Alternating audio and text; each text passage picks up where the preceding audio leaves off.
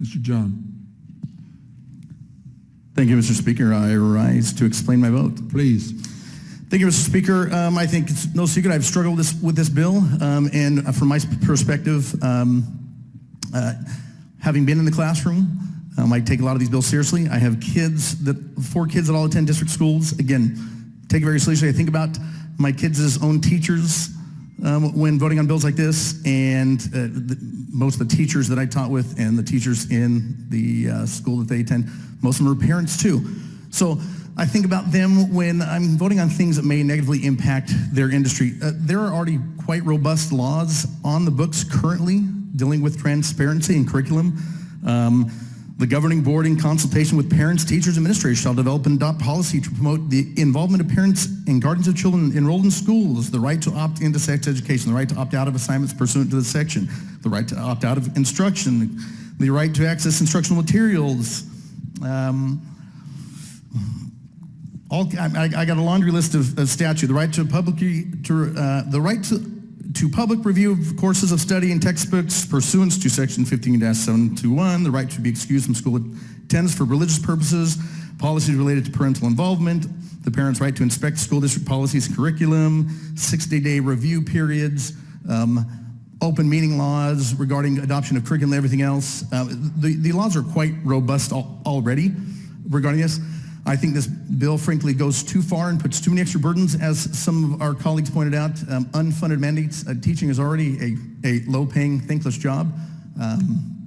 Lots of work, lots of worry. How do I know? I've been there, and I think only one, with the exception of one person in my entire caucus, only one other person actually been in the classroom besides me, I think. So taught in the classroom, didn't make a lot of money, had 4 kids to feed. While I was teaching, what did I do to feed the kids during the summer? I drove semi-trucks, had a commercial driver's license. So I'd like to think I was I don't know if it's true, but the only truck driving music teacher in the state of Arizona at the time. So anyway, I have a lot of concerns about this bill. One thing I hear from my colleagues is we don't need new laws.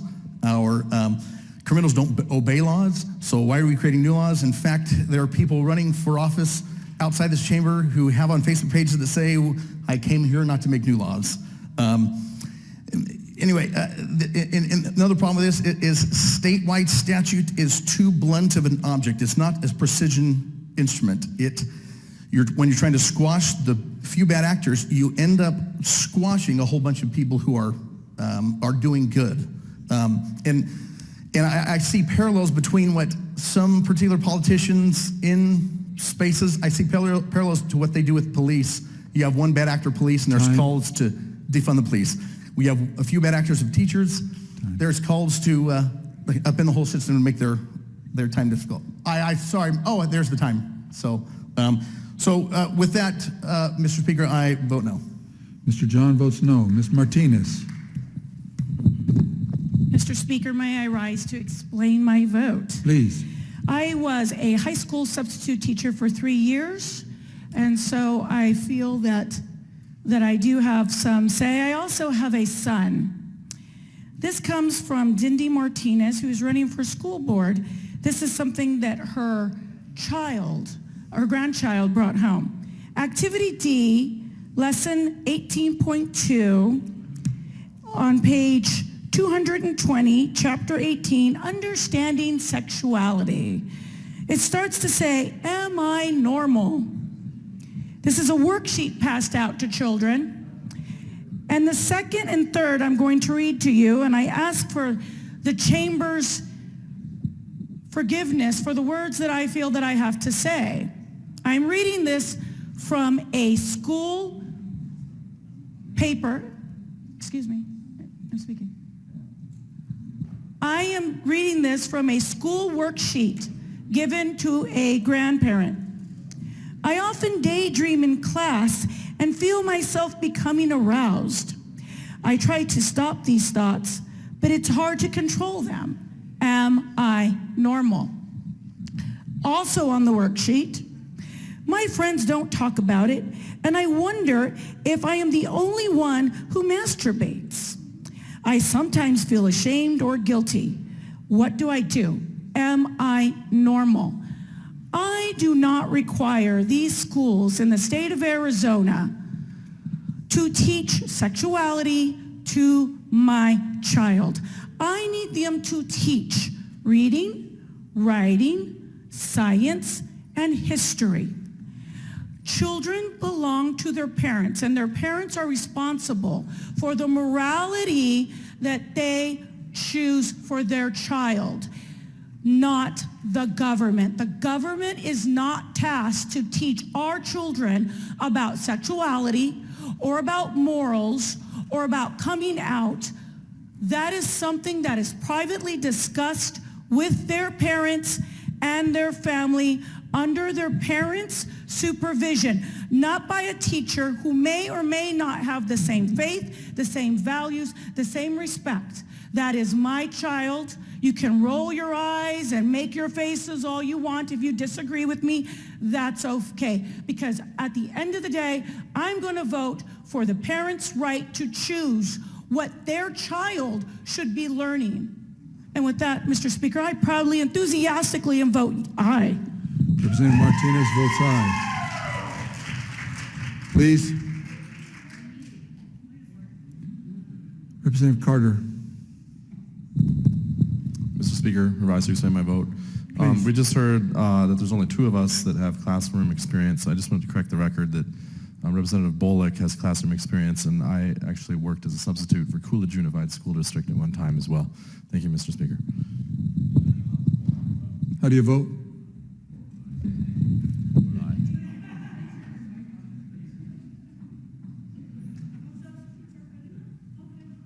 Mr. Carter votes aye. Okay, thank you.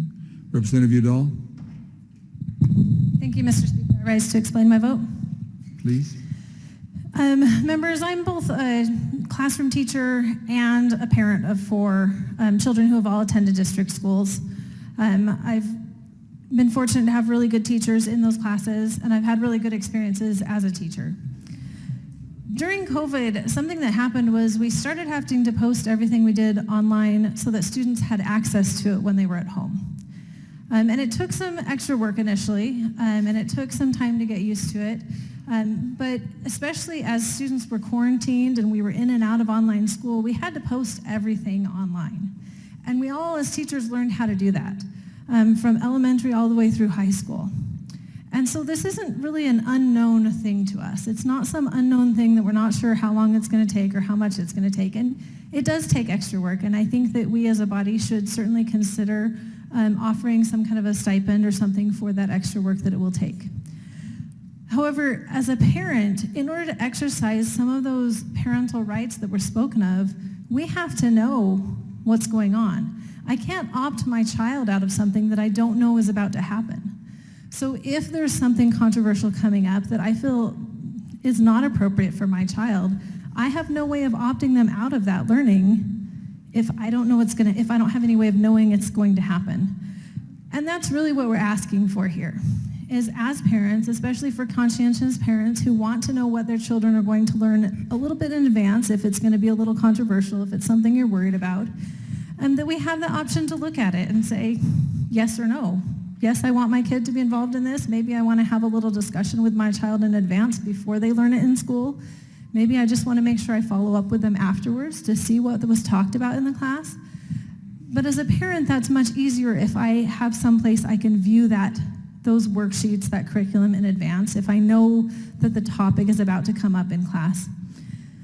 And I don't think that this is overly burdensome. This bill requires them, if it's on one of these more controversial topics, it requires them to post it 3 days in advance. If it's not, they have up to 10 days, I think, up to 10 days, 7 days or 10 days after to post it. And I think that gives plenty of time for teachers to put that stuff up there.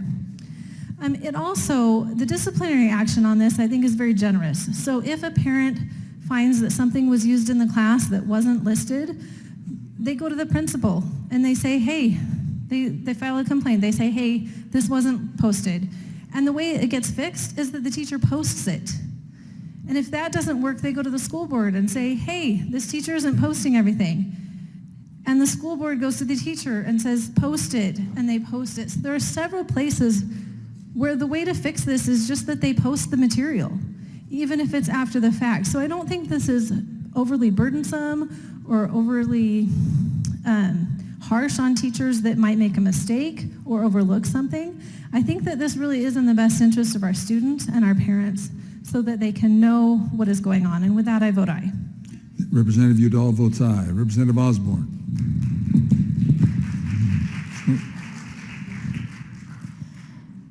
Thank you, Mr. Speaker. I rise to explain my vote. Please. This bill, thank you, sir. This bill, as we saw it in appropriations, I stated then, and I'll state it once again, because teachers have been in my family forever.